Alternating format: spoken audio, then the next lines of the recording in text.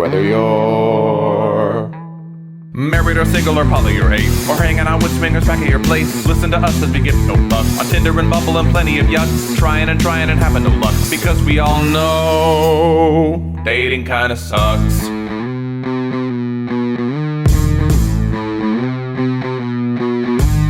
Sarah and Adam are two of a kind. He says stupid shit and she doesn't mind. They're not doing this show to make any buck. Life as a chicken whose feathers he plucks. Why does it work? Well, here is the crux. They both know dating kinda sucks.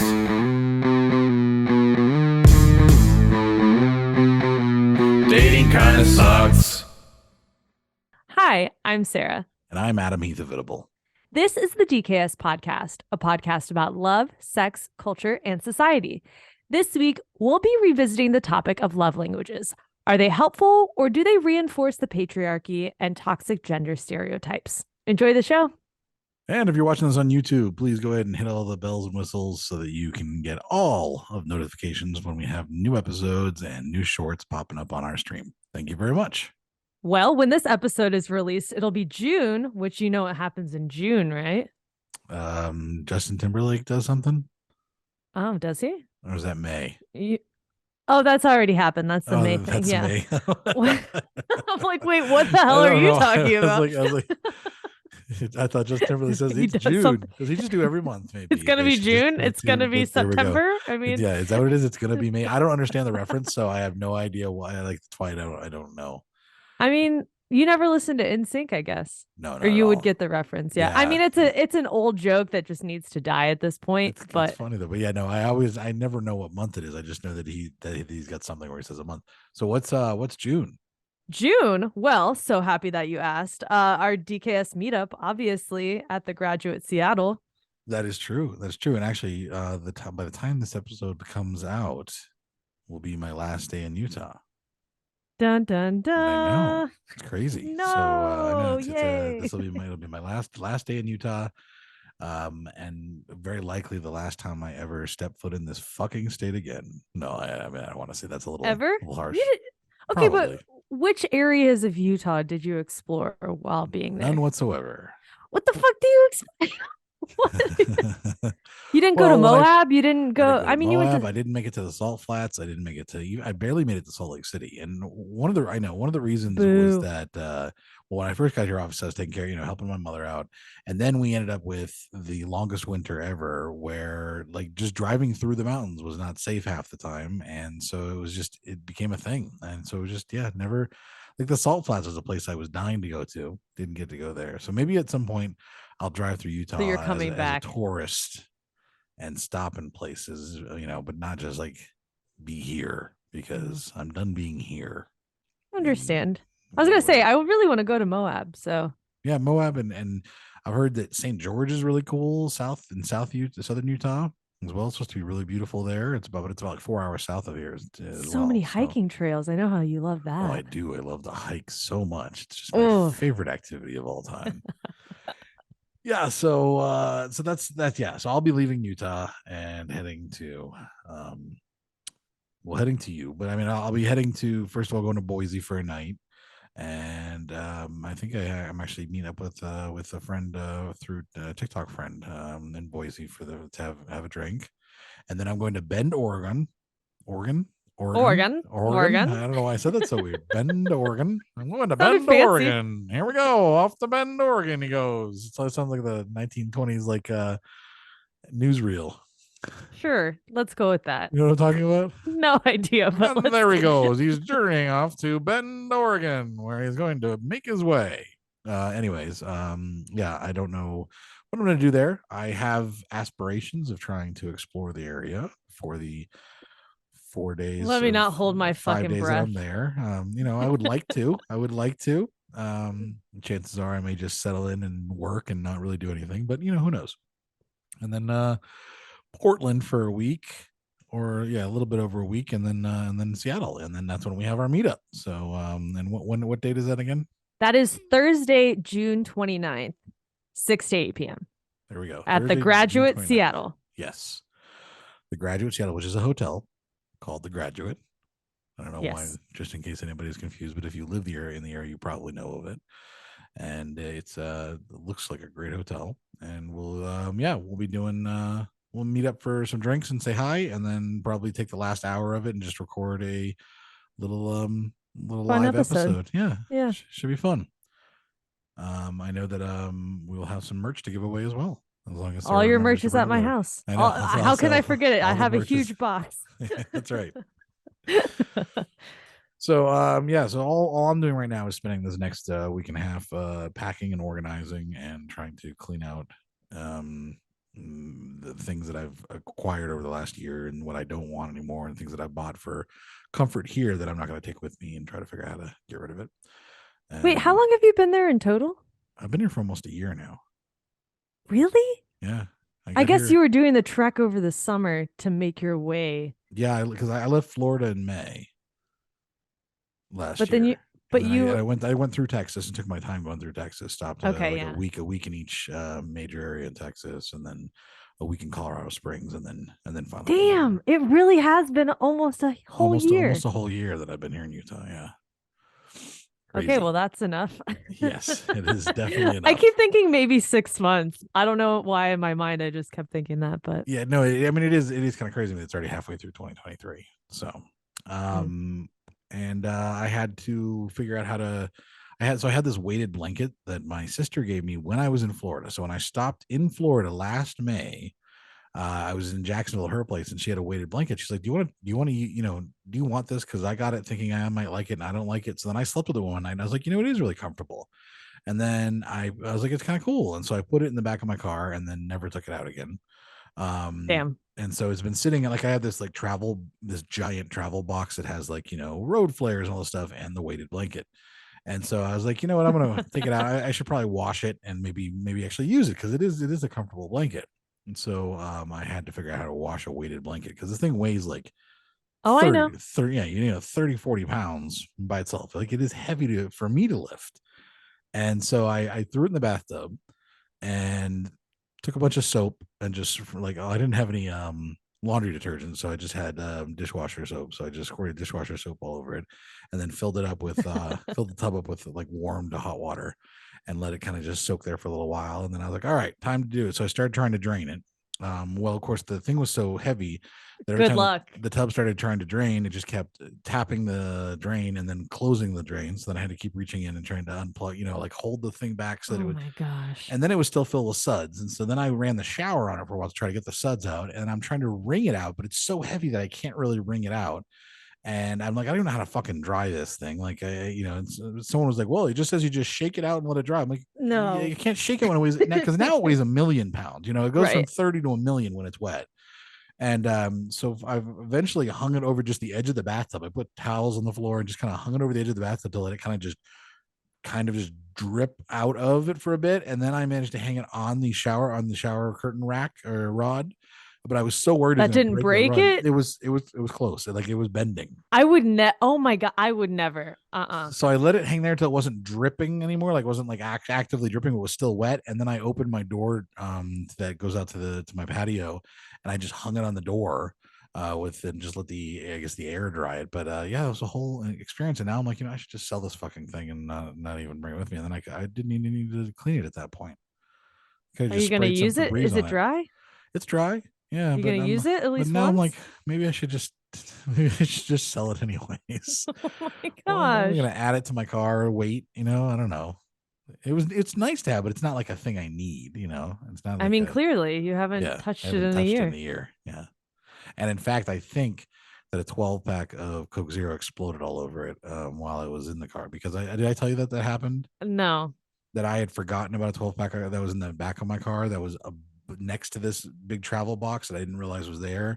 So And with everything freezing, it that got shit. so cold that it exploded all over the back of the car. Yeah. And so I was cleaning out my car, and I just found these just shards of aluminum cans. Like, that's all that's left, or just these Holy shit. like they all exploded, like exploded. Like, yeah, there's just like pieces of like shrapnel everywhere. It was ridiculous. So what have we learned?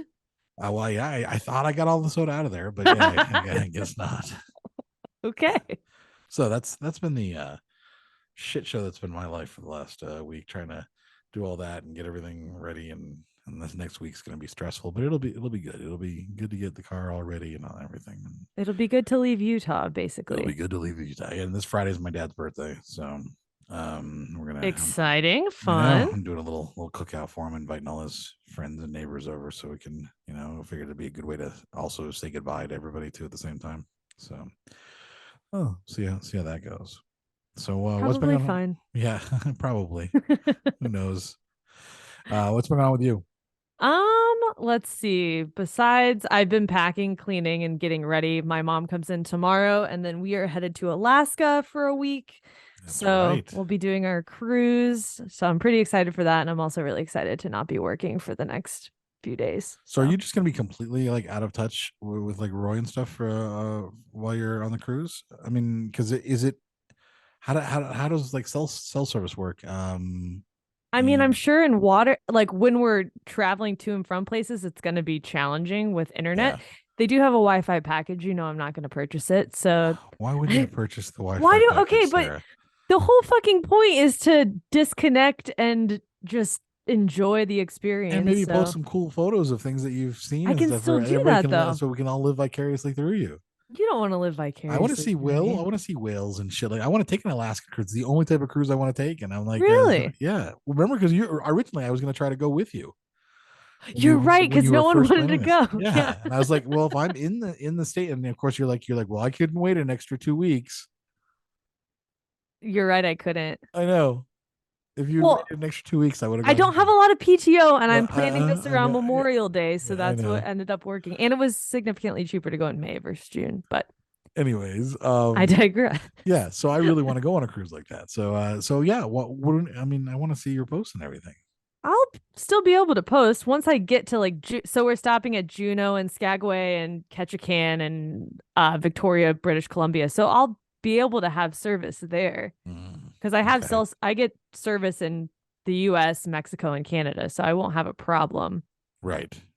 So I guess it just depends. But I didn't actually know how far off the coast it went, that if it was actually far enough that it would be an issue either. I wasn't sure. Honestly depends where, because there are some parts where I've kind of tracked the path of where the cruise ship would go, and I'm like, I might be able to get cell service, but I'm not banking on it until I get to the town where we're stopping. Why would you pay $10 extra a day? Of course, it'd be insane. Exactly. You make a fantastic point. Yes, thank you. Yeah, ridiculous. I'm already paying all this extra shit for all of. Okay, I could either spend $70 on Wi-Fi, or I can buy Alaskan king crab, and those are $70. No, but the king crab is $70 just to eat it. Yeah, it's really expensive. I don't like crab, so I would definitely go for the Wi-Fi. Oh, see, I like crab, and I don't know how to eat crab. Like that's the other problem. Like the only way I can eat crab is someone does it for me, cracking it for you and doing all the work. I'm not willing to do all of that for this little tiny piece of meat that you pull out of a leg. No, you can just hand me a bowl of it. So you can pay extra for that. Yeah, probably. Ew, mayonnaise? What? Yeah, a little. I know people add butter to it. I don't like it with butter. It's too weird. I like it a little bit of mayonnaise, like lobster. I guess I'm not surprised. Crab. Yeah. It's like tuna fish, basically. But it's not tuna. Same thing. It comes from the ocean. Okay, that's like saying chicken. Are you actually cows are the same thing, comes from the earth. Basically. I mean, yeah. I put mayonnaise on both of those too. See? It is. It's all the same thing. So are you saying that you actually are paying $70 for a king crab meal one night? I want to do so I am. Your meals are included, but this is like the special thing. This is off the ship in Juneau. Okay, so yeah, when we're out and about and finding things to do, that was something I wanted to do for my mom. Let's eat a crab. Yeah, I mean it's the popular thing there, so okay.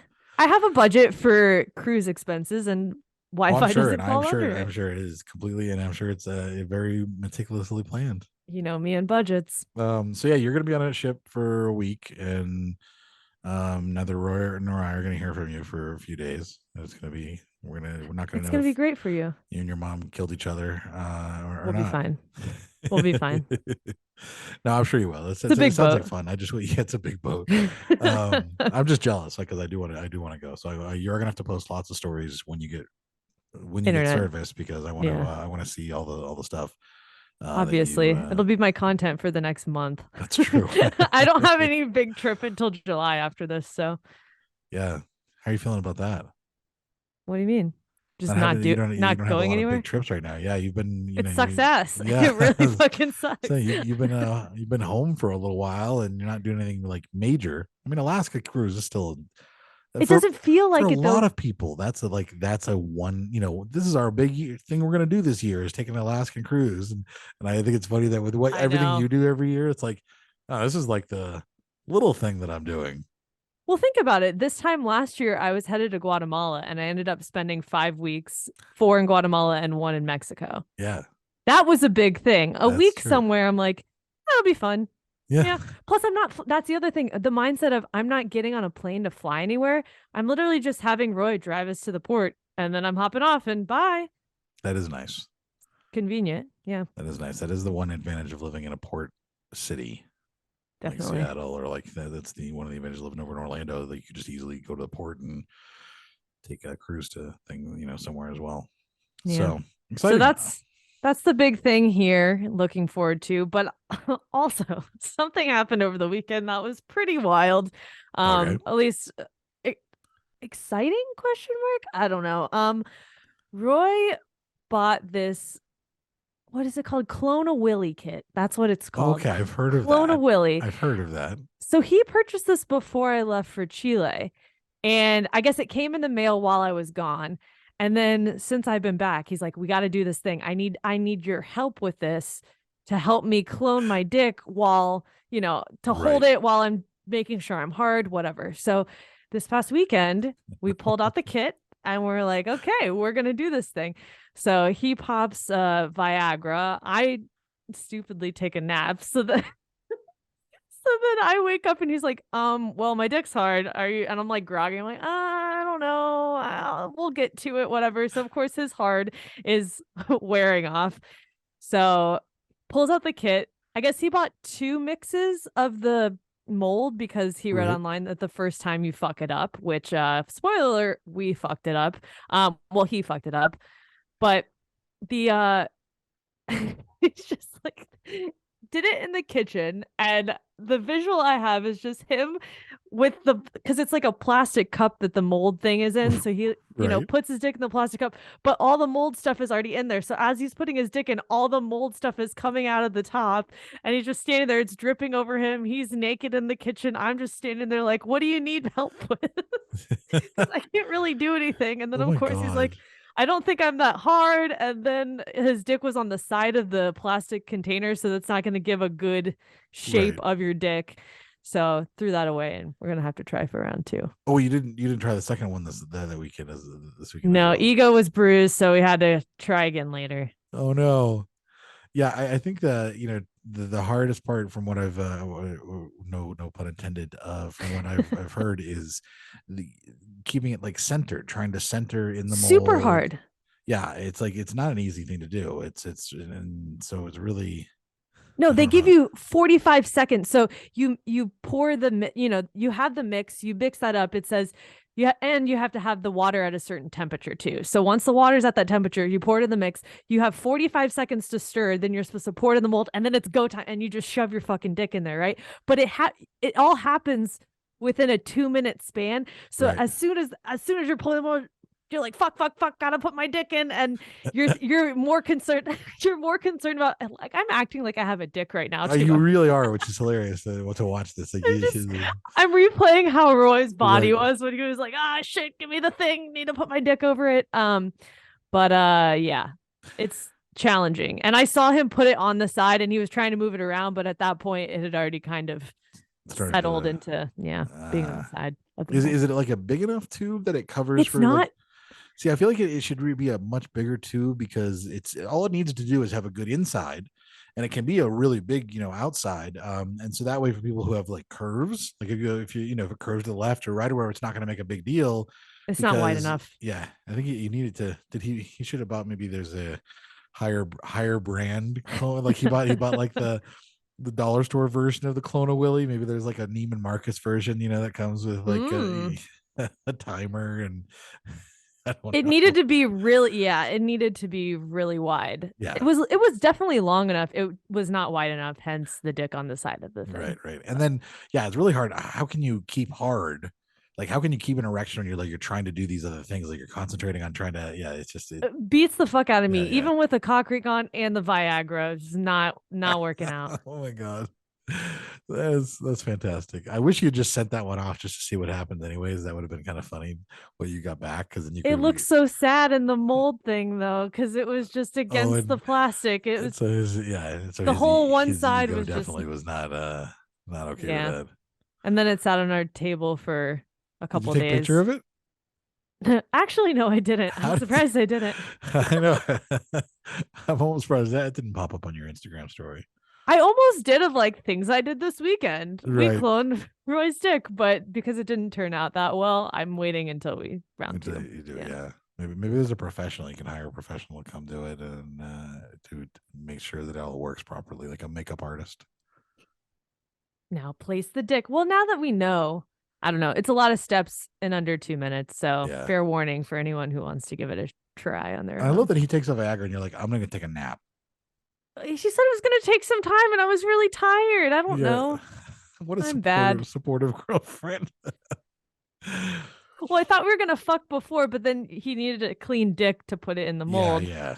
So then I was like, well, if we're not going to fuck, I'm tired. Wake me up when your dick's hard. And then that catastrophe. Chaos ensued. Mm-hmm.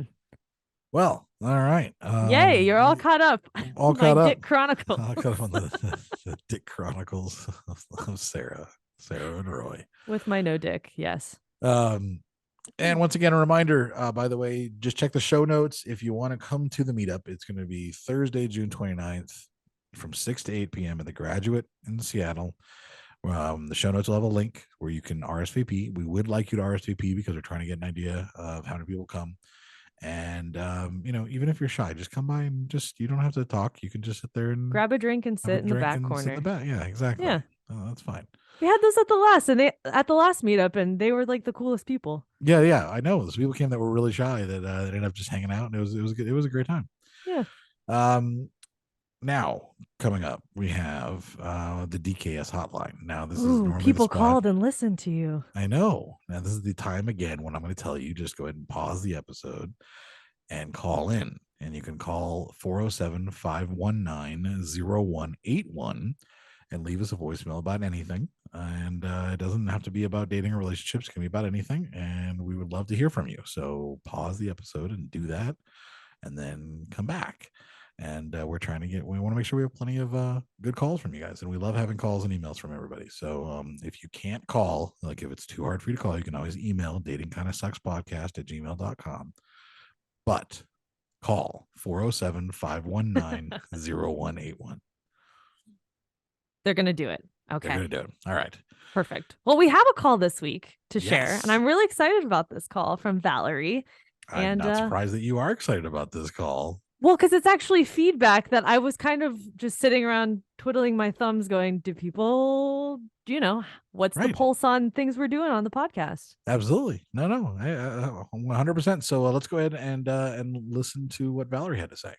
Hi, Adam and Sarah. This is Valerie. I've been listening to the show since the beginning, and I absolutely love it. One thing that I've really enjoyed is the What to See with Sarah G, the new addition that you guys have had the last few episodes. And one question I have for Sarah is, how does she find good deals on all of these places she goes, and some more travel tips for solo girls? Thanks a lot. Love you guys. Bye. Thanks so much, Valerie, for your call. Obviously, I was very happy to hear that you enjoy the What to See with Sarah G segment. I was actually really nervous to add this to the podcast. So I've been waiting for feedback of, do people like it? Is it helpful? What's the vibe? But yeah, as far as travel tips, I got you. A couple of things I could recommend. None of this is sponsored. I'm not that cool. Really sign up for a solid travel credit card. So I recently got the Venture X card. Adam, are you taking notes? Oh, I should actually. Who owns the Venture X? What bank? It's the Capital One Venture X. Okay. And so when you sign up, you get 75,000 points. And with that, you can book through their portal and transfer those points to their other travel partners that they have.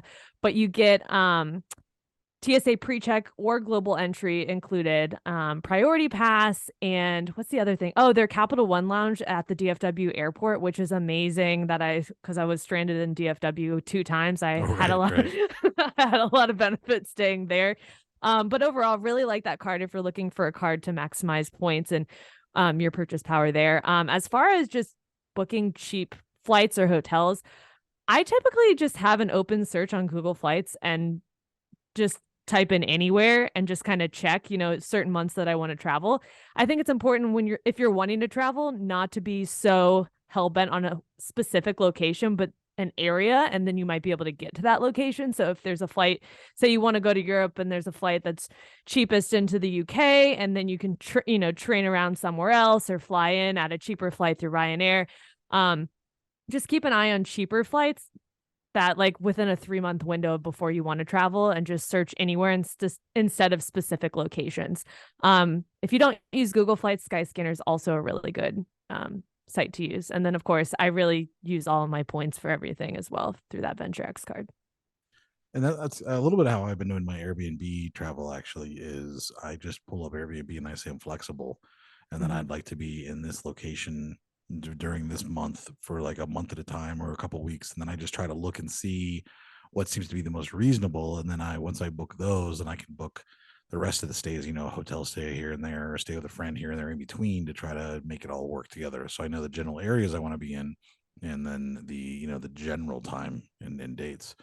I recently found a cool hotel site that I've used for booking some of my hotels and got some good prices for it, called Agoda.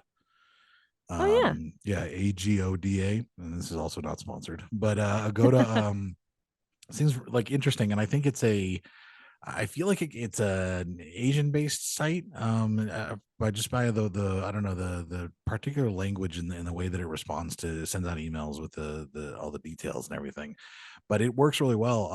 And I've found pretty good prices, like good discounts, and sometimes it'll just have like a flash sale is like 10% off whatever you book today, or $100 off your next purchase or hotel rent, booking or whatever. So it's pretty decent. The other thing I would recommend too for taking trips is a site called TripIt. I don't know if you've ever used this, Sarah, but I haven't used that. So TripIt, it's an app and a site, and there's a free version and a paid version, but you basically email all of your itineraries to like plans@tripit.com, and it recognizes your email address, and then it knows to pull all of the itinerary information out. So you just have to forward your itinerary to it and then put it all in one spot. So it'll put all your flights, hotels, Airbnbs, everything all into one like itinerary automatically. So Nice. It has all your confirmation numbers. It has everything, and you can share that with people so that people can, who are traveling. You can email that out? Yeah, you can email, or people can join the app, and you can add them as like a viewer so they can see it. So like, well, like I usually would add my parents or whatever. So like I'm gonna add my dad on this trip or whatever. So like if he doesn't hear from me, he can look it up and see where I am at any given moment. So that's actually been really helpful for a lot of my traveling. I love that. Yeah, maybe I should start using that. But then again, I never tell anyone where I'm going. You never tell them, but yeah.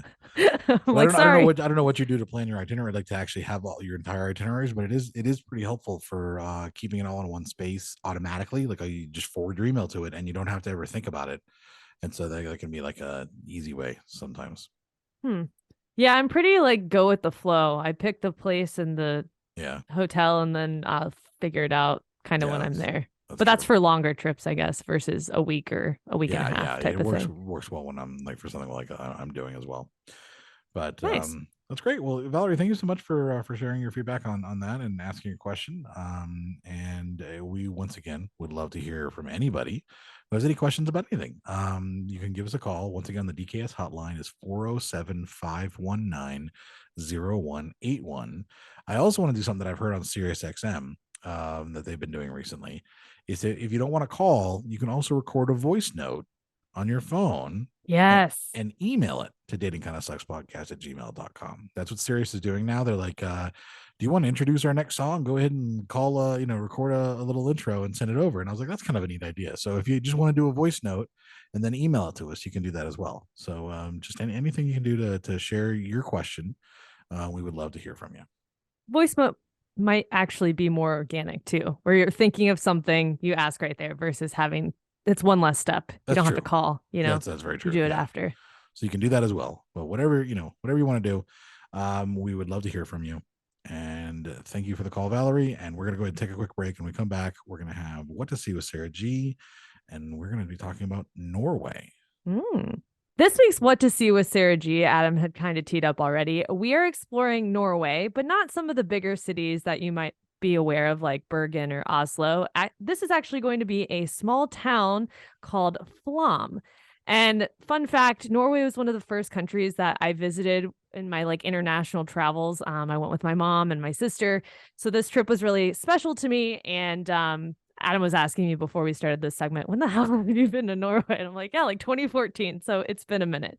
But this What to See is pretty different than the normal cities that I pick, mostly because Flom is a small village town in between mountains and the fjords of Norway. And it's kind of challenging to get to, but that is also part of the fun of visiting Flom. Whether you're coming from the bigger city of either Oslo or Bergen, the most notable way to visit the area is by taking the Flom Railway. It's one of the most popular tourist destinations in the country, and it's for a good reason. You'll pass through waterfalls, mountains, tunnels, and many changing landscapes. The entire trip is absolutely stunning, and it just primes you for what you're going to see when you're arriving to Flom, and then from Flom is kind of a jumping off point for the fjords of Norway. And it's also, there weren't a lot of cruise ships. So I went in March, so it's still pretty cold. It's still mostly winter. But it's a big port for cruise ships and things like that too. So you might end up stopping, if you're doing a cruise through Norway, you might end up stopping in Flom. Now, as beautiful as Flom is, once you get there, you really only need one night in the town before heading on that boat and traveling through the fjords of Norway. And that's if you're headed to Bergen. So the trip that I went, I stopped in Oslo. We did the train ride into Flom. And then from Flom, we did the fjords and then ended in Bergen and then hopped up over to another country. You obviously don't have to stay the night in Flom. This could be just a half-day trip. You get in, you check out the town, and then you catch the boat the next day. A lot of people did that from the train that we were on. But we just kind of wanted to take our time, and this was a beautiful place to do it. It's a small town, so there aren't a lot of hotels or bars or restaurants to choose from. There's a handful, and they're all pretty solid. For hotel stays, if you do plan to stay the night, I stayed at the Fritham Hotel, and it's one of Norway's historic hotels that was built in the 1870s, and it offers breathtaking views from inside the lobby. You might be asking, how the hell do you have views from inside the lobby? But the building, the main center of the building is built with these glass windows throughout. So from the main lobby down below to further up where there's the dining for breakfast and dinner, you'll have all these beautiful views of the fjords in the distance, and then the mountains that actually surround the hotel. And it's pretty crazy because when the sun goes down at night, you're like, oh, it's so pitch black out. Like you can't, the stars in the sky. But what you don't realize is, well, you'll realize it, but you're literally nestled in the mountains right around you. So as you're looking up, you're like, I know that's not the sky. It's just the mountain that's right there. I just can't see anything because it's pitch black. But this is actually one of the places where, and I don't typically get very emotional when I travel, but this was one place where I watched the sunset and teared up and was like, my God, this place is one of the most beautiful places I've ever been. Saw avalanches happening in the distance and could hear them, which was kind of crazy, being that close, but also pretty far away. Just you're really surrounded by the mountains there. But as far as other things to do, besides staying at the hotel, you can visit the local microbrewery that's located in the center of town. And the center of town is a 3-minute walk from that hotel. It's very small. But that microbrewery is designed to look like a Viking longhouse, which is pretty cool. And then for other food options, there's the Toget Cafe and the Flom Bakery. Also really enjoyed the restaurant that was in that hotel as well. For things to do during the day, you can rent a bike and bike around the Flom Valley or visit the Railway Museum that is right by the bike rentals. And when you come in by train, you'll be right there by the Railway Museum. Again, it's a really small town, so you can walk around in a couple hours and see everything you need to see. But the beauty of the area is making it a place that I really want to go back to. Norway is a pretty expensive country to visit, but this made the trip worth it. And I highly recommend if you're stopping through and wanting to travel through Norway. So yeah. Very interesting. How were the people there as far as with tourists? Were they friendly? Oh my gosh, yeah, everyone was really friendly. We actually had a really hard time with the railway when we went, so we didn't get to do the full trip into Flam because there was snow. So it was March, so there was Mhm. an avalanche that happened that blocked part of the railway, so we had to take a bus, and the bus had to pick us up from like where we were stranded Oh wow. on the train, and took all these tunnels to finally get into Flam. So I want to go back to fully do the rest of the trail because we didn't get to see the waterfalls or the rest of the second half of the trip, but um enjoyed it. Everyone was super nice and had a fantastic experience. Oh, fantastic. That Put it sounds on your great. radar. Yeah. Yeah, yeah. Norway's always seemed to just, I mean, all the Scandinavian countries always seem so beautiful, like such a great place to visit. Definitely on my list of top places that I would like to go to. It's worth Um, it. yeah, it seems like it. Well, that's great. Thank you Yeah. very much. And when we're going to take another break, and when we come back, we're going to talk about love languages and maybe reassess exactly how are they toxic, are they actually good. Guess you'll see when we get back. Well, as you know, Adam and I aren't currently dating, and we're always trying to come up with new dating topics. And I just happened to be scrolling on Instagram and saw that there are now 2 new love languages added to the existing 5. And this was posted by the Every Girl Instagram page. So, of course, I'm sharing this with Adam that shared experiences and emotional security are now the new two love languages. And I'm like, love languages. We've talked about this. And we scrolled back and we've talked about it in Well, 2018. because Sarah hates to revisit topics. I'm always okay I with, like, do. let's go back and tackle this again, because I know that our opinions have both changed over the years, and I was like, I think it's been a Absolutely. little while, but we looked back and it was one of the first topics we talked about, and it was back in, you said 18. 2018, so Yeah. literally 5 years ago we talked about love languages, and I think we would both probably approach it a little bit differently now. But if you don't know, of course, love languages were the 5 things that this reverend wrote about, the pastor wrote about, in like the 1922 or 22, 1992 is when 1992. his book was published. Yeah.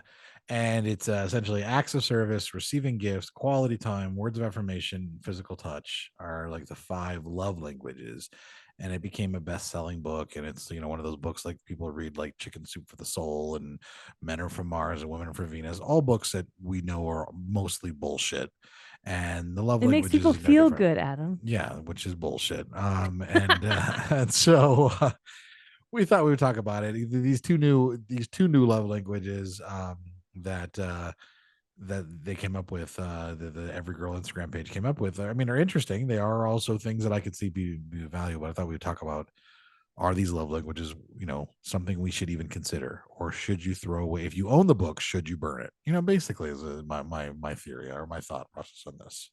Well, it was interesting because when I saw that Instagram post, I was like, wait, shared experiences can fall under quality time, which is one of the 5. And then emotional security can kind of fall under words of affirmation to a degree.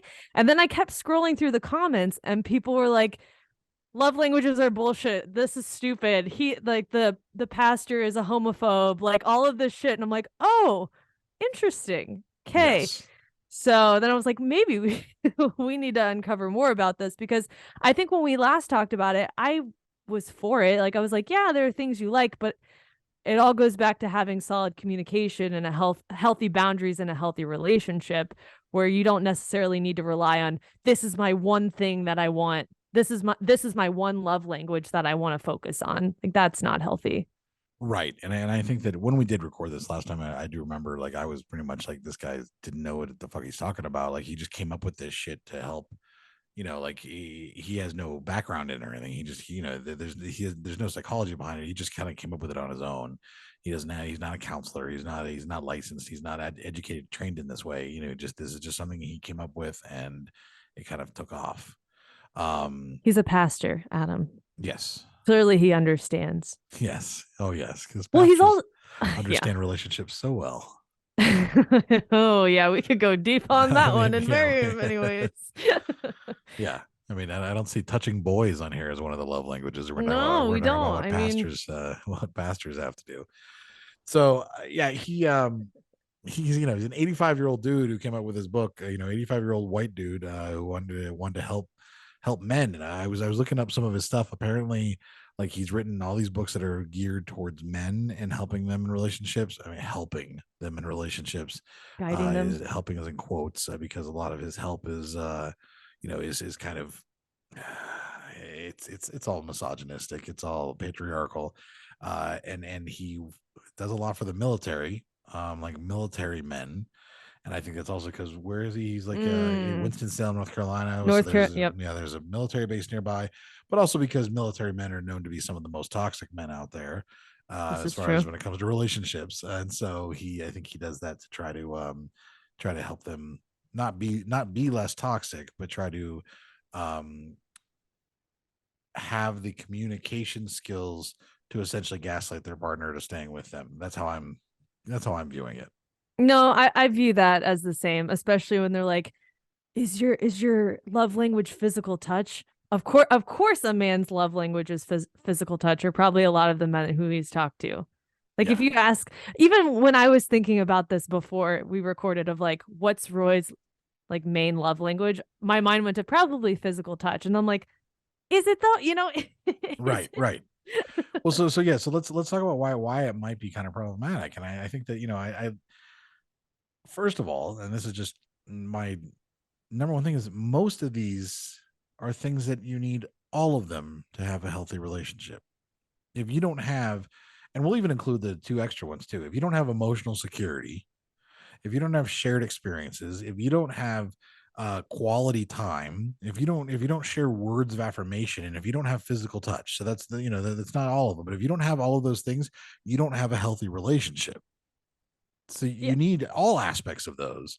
Now, the acts of service and receiving gifts are the two that I think are probably the most problematic, in the sense that acts of service is like what I feel like maybe women tell themselves when they're kind of almost gaslighting themselves into why they take care of the household. Because, well, acts of service is my, that's my love language. So that's how I show my love, by You're right. doing all the chores and taking on all the domestic labor, and then receiving gifts. I mean, if everybody likes getting something that someone thinks of, like, I saw this and I thought of you, which is what receiving gifts is. It doesn't mean, like you get a gift for Christmas or whatever, but it means that someone sees something and thinks of you and hands you something saying, hey, this made me think of you. And so I got this. It's just like a special little token. Everybody likes that type of thing. Like everybody, like, I don't like receiving gifts like for Christmas and my birthday, but anytime someone said, hey, I saw this out when I was out and it reminded me of you and I wanted to give it to you, I'm always touched by that, because that's a normal human thing. It made you feel special. And I think all of these love languages relate back to making you feel special in a certain way. Yeah. Except acts of service. I don't know. I feel like that one's a little bit, I mean, for me, it's like when Roy cooks me dinner like he did tonight. I think that's a thoughtful thing. And I like that. That is thoughtful, but it's also like, that's also just part of sharing the You're right. No, you're totally household. right. You're totally right. Which is why I don't think of it as like and a are love you in there in language. the kitchen with him when you're doing it, when he's cooking a lot of times, or do you stay with? Yeah, a lot of times I try to help out, or like I'll clean a little bit, or I might be busy doing something like I was today, so I didn't actively participate. Like, otherwise, I mean, it's also a quality time thing sometimes too, where you're sitting there and you're both like, you're cooking and you're sitting there sitting with him, spending time while he's cooking, or something like, you're doing one thing like parallel, kind of, you might be just talking to him while he's cooking, but like, that's quality time too.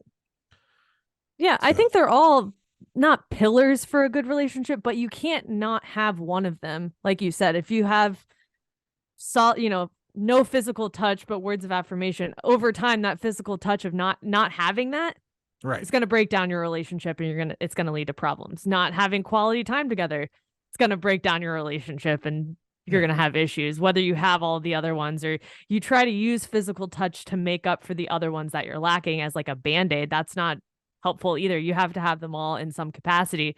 But I think having them all just relates back to having a strong relationship in general, communicating very well, making each other a priority in certain aspects of your life, and just listening and being there for your partner. And both of you should have the times where you think of the other person and you want to get them something, even if it's something small, because you think of them, or you just want to do something nice for them because you care about them and you love them. And both of you should be doing these things. Both of you should want to affirm what your partner is doing with support and words. I mean, it's just like all of this stuff.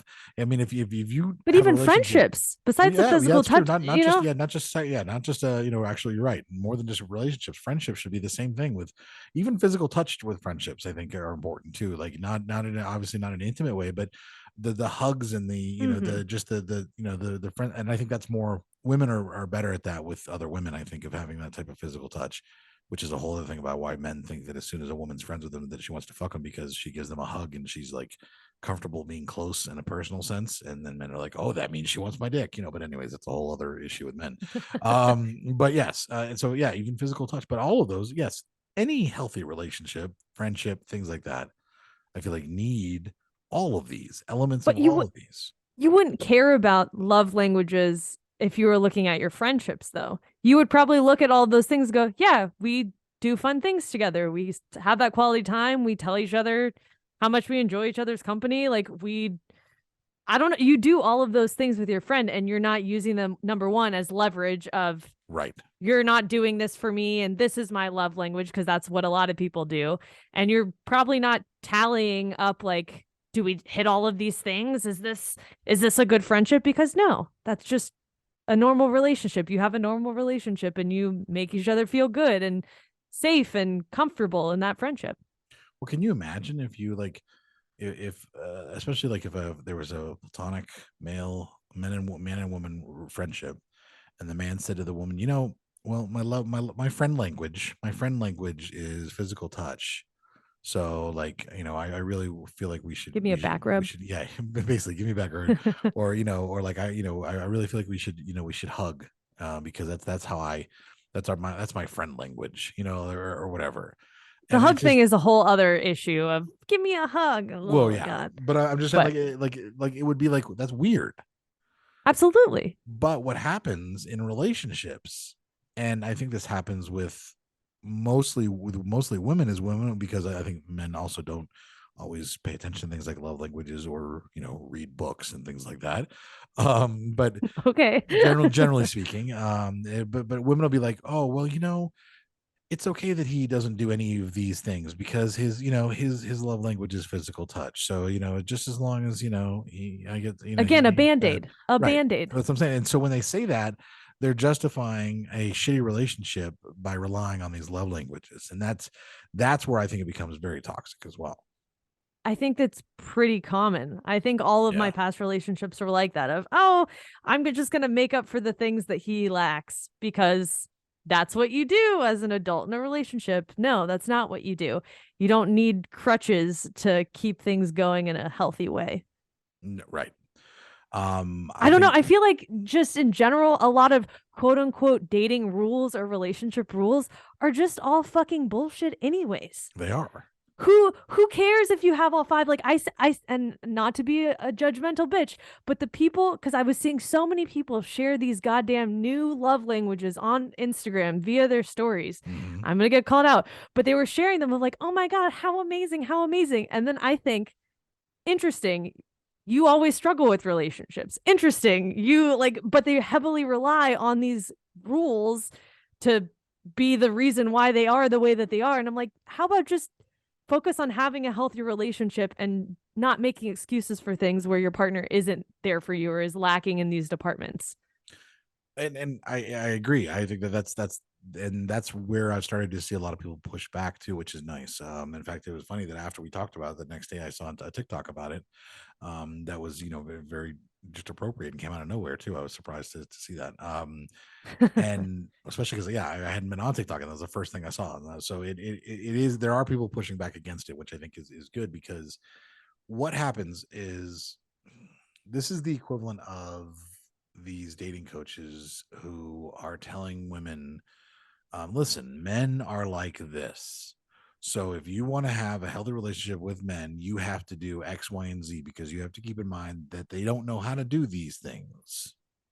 When instead the focus should be, men, grow the fuck up, learn how to do these things. Like, adults know how to do X, Y, and Z. If you can't do this, then you're not an emotionally intelligent adult. So go to therapy, learn how to build, get these tools, learn how to do these things, learn how to communicate effectively, learn how to, not have toxic masculinity traits, learn how to do these things. And then you'll be a valuable partner. So, which is what we should be doing. We shouldn't be telling women how to cater to the lowest common denominator man and how to build a life with somebody who isn't willing to put in the effort to be an emotionally intelligent adult. And that's what the love languages also do, is they're making excuses for men. That's why he did this, was basically to help men. So he's like, well, if you take my quiz, then men will find out that. And once again, it almost always probably comes down to acts of service, or I'm sorry, physical touch being there. Yep. One of the men's Got a love nut. language. You got a nut. Well, and Nutter's got a nut. Well, I think too, I know Got a more nut. women who know about the 5 love languages than I do men who know about it. Well, right. Like- But what'll happen is those women will be like, hey, take this quiz with me. And then they'll take the quiz and be like, oh yeah, look, your love language is physical touch. Well, that makes sense. Because you would never give me any affirmation. You never do anything around the fucking house. You don't like to spend quality time with me, and you just constantly want to fuck me. And so yeah, it makes sense. So that's just who we are as a couple. No, fuck that. Like you shouldn't be putting up with that. And I think that using something like love language is actually can be very toxic. I think that it can be very problematic, and it also helps people stay in terrible relationships. I agree. So we should start a new type of love language that's just basically making men learn how to be emotionally intelligent and held accountable for where they're lacking in the relationship department. Yeah, and I mean, obviously this guy is problematic in his own. There was a whole thing like I said, with homophobia and the fact that he focuses on men and things like that. Well, being gay is a sin in the church, obviously. Some woman wrote him on his website. Wrote him a question saying that their son had told her that he was gay, and she's having a hard time dealing with it. How can I show him love? And he was like, well, disappointment is very common. Men and women are made for each other. It is God's design. Anything out of that is, blah, blah, blah. So he's very, he's very much old school homophobic type of dude. It was made. I mean, but this goes back to our whole conversation about marriage, though, too. The people who are preaching get married, it's the best thing for a man and a woman. Yep. A lot of that stems from control and keeping the woman down. And then now you have this guy saying, I'm from the church, and here's how to have a healthy marriage, these 5 love languages. And then you go to the source of all the other things that he's said and done. I mean, you wouldn't read a book by someone who's shitty and still believe everything that author wrote, right? Right. Basically, yeah. So knowing this guy's shitty should also help you maybe understand why love languages are very flawed. Did you see the video? There was a video, and it was, of course, another white male podcast. But it was tried not to. No, probably didn't. But it had these 2 women on it, and it was the women talking about abuse. And basically saying, if you're married and you're suffering physical abuse, what should you do? And the men are like, persevere and try to work with him to try to figure out where it's coming from and how you can, and if he refuses to do anything and you can't, you eventually, like, there's nothing you can do, but you should try to stick it out as long as you can for the children, and try to get him the help that he needs to try to, so that he doesn't do anymore. So this is their advice. And then she goes, okay, now what if you're in a marriage where the woman cheats on the man? And they're both like, you have to divorce her immediately. I fucking can't. And they basically were saying, yeah, that that physical abuse was a work with the man. Keep getting your no. They keep were saying that abused. cheating was somehow worse than physical abuse in a relationship. Yeah, because it hurts the man's basically. Ego. And I think that's once again, instead of saying, hey, men, be better, it's saying, hey, women, here's what you should do to try to cater to the lowest common denominator of men.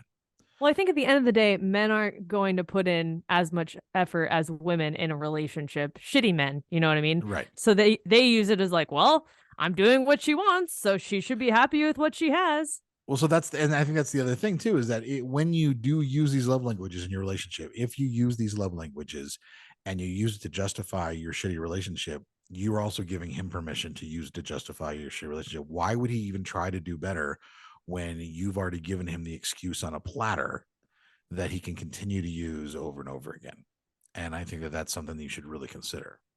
I mean, say, for example, like, he's not saying I love you very much, or, you know, like he's not giving you words of affirmation and that's something that you're really craving, don't bring up the 5 love languages. Just say, hey, you know, I've noticed you just haven't told me, you know, you like my outfit or whatever. And I'm just, you know, what's going, like, have a conversation around it and say, like, I would like, you know, if you could say I love you a little bit more, I think that would be really important to me. And don't even bring up the 5 love languages and see what he does. Yes. Just remember, like, you can use these as like a, where's our relationship lacking? And then when you bring it up to your partner, don't mention it.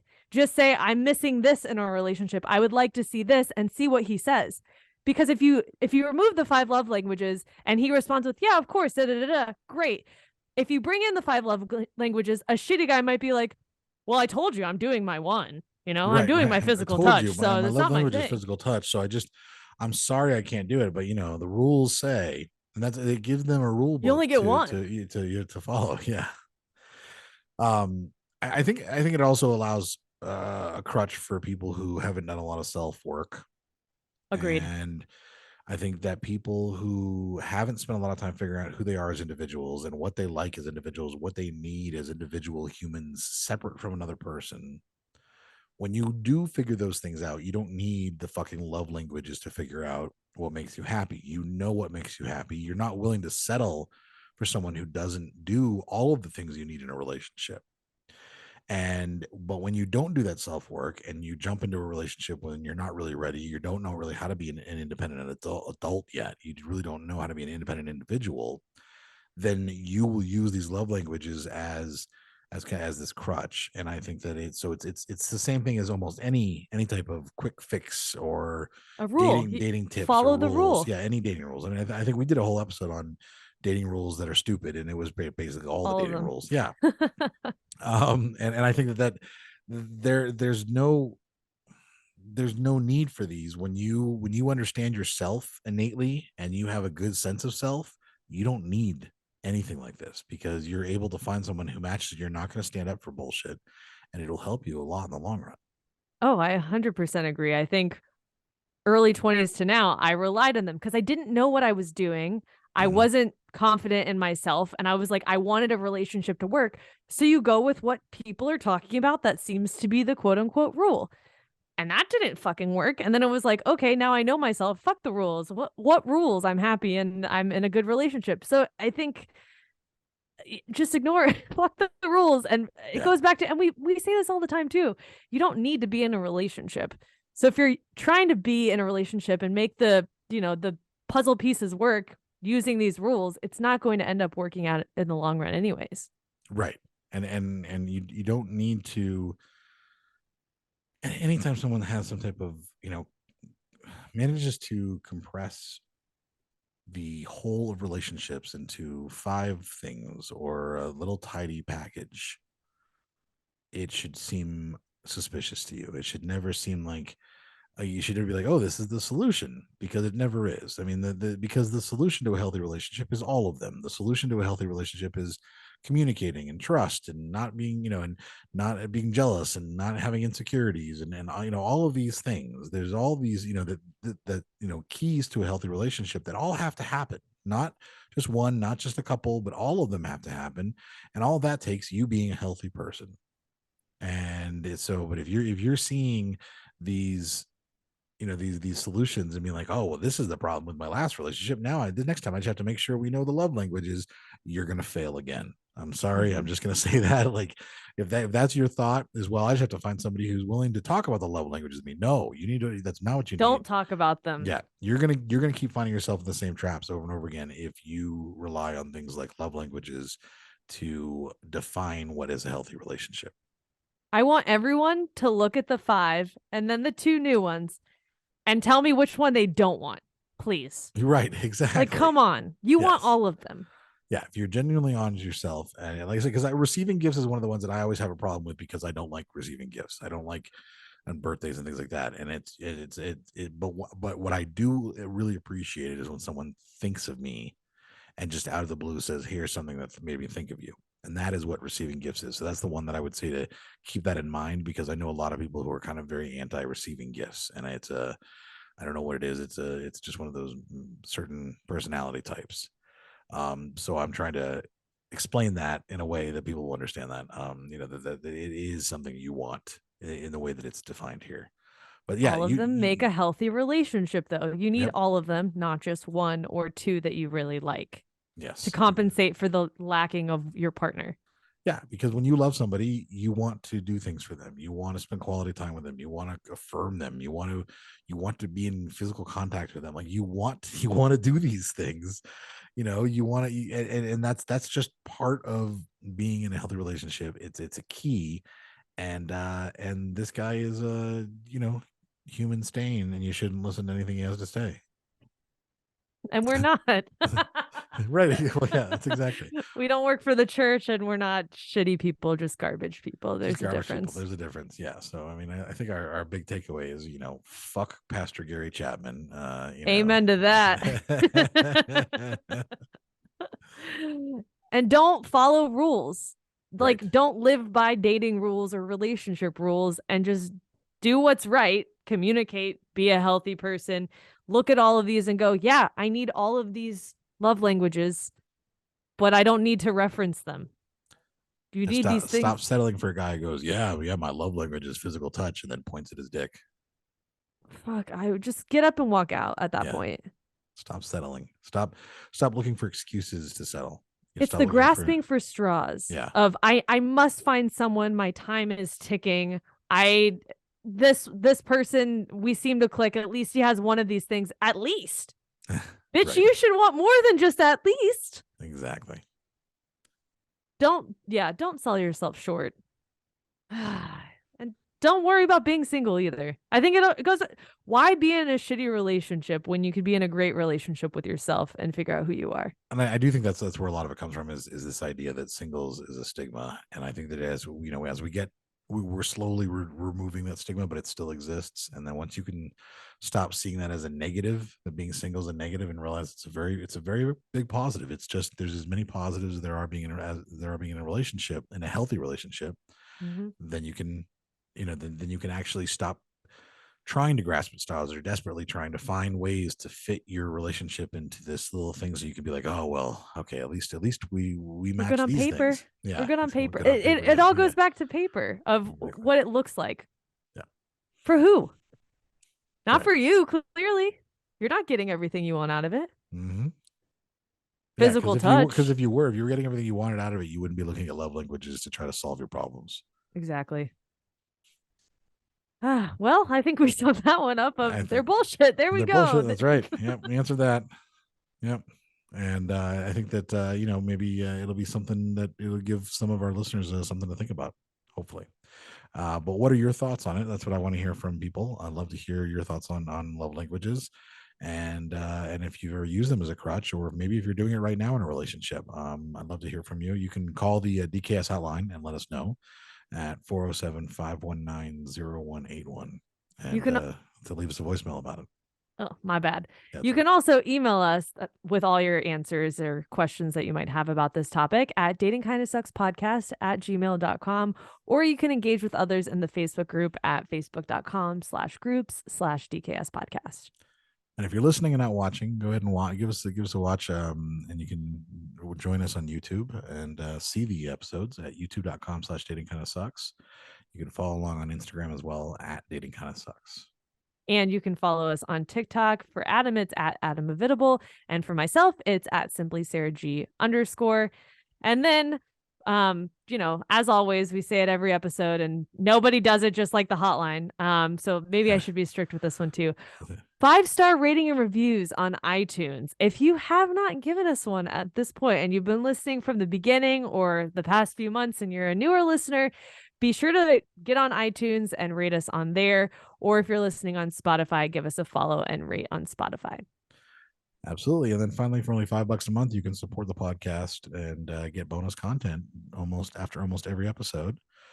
Except tonight, because I'm tired. I'm going to bed. I was going to say, not tonight. We're not doing a Patreon one tonight, but we'll do them after almost every episode.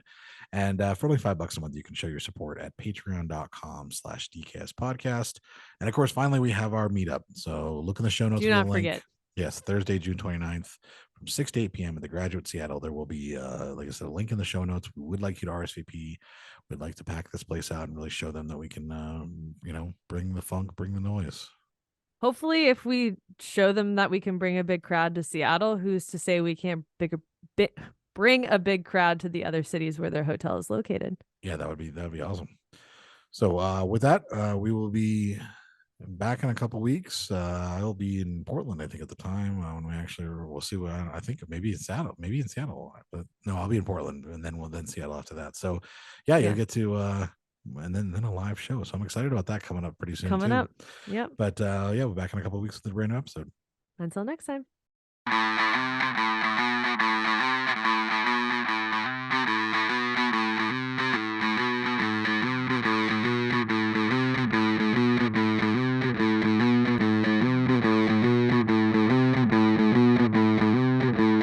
Whether you're married or single or poly or ace, or hanging out with swingers back at your place, listen to us as we give no fuck on Tinder and Bumble and plenty of yuck, trying and having no luck, because we all know dating kinda sucks.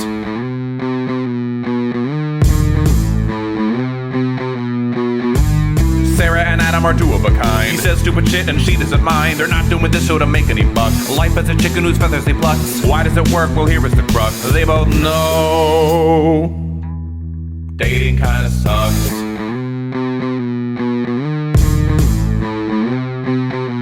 Dating kinda sucks.